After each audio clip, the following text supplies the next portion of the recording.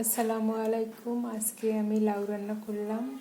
বাবলির ছাদ বাগান থেকে লাউ হারভেস্ট করে এইমাত্রই এনে রান্না করলাম। দেখেন কত বড় লাউ এবং আটিগুলো কত ছোট ছোট এবং খুব সফট, এবং রান্না করার পরে খুব মিষ্টি লাগে এবং কালারটা অনেক সুন্দর আসছে।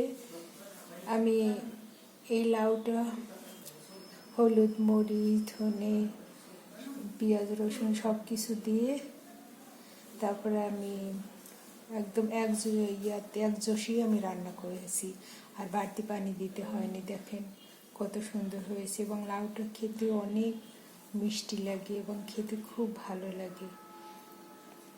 এই যে কত সুন্দর কালার। আজকে আমি এটা মাম্মুর জন্য রান্না করেছি।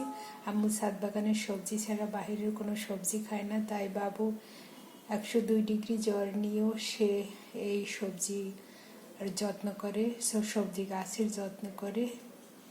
আম্মুর জন্য আসলে সে অনেক কষ্ট করে। আপনারা আমার আম্মুর জন্য দোয়া করবেন, আমার বাবলির জন্য দোয়া করবেন। আসসালামু আলাইকুম।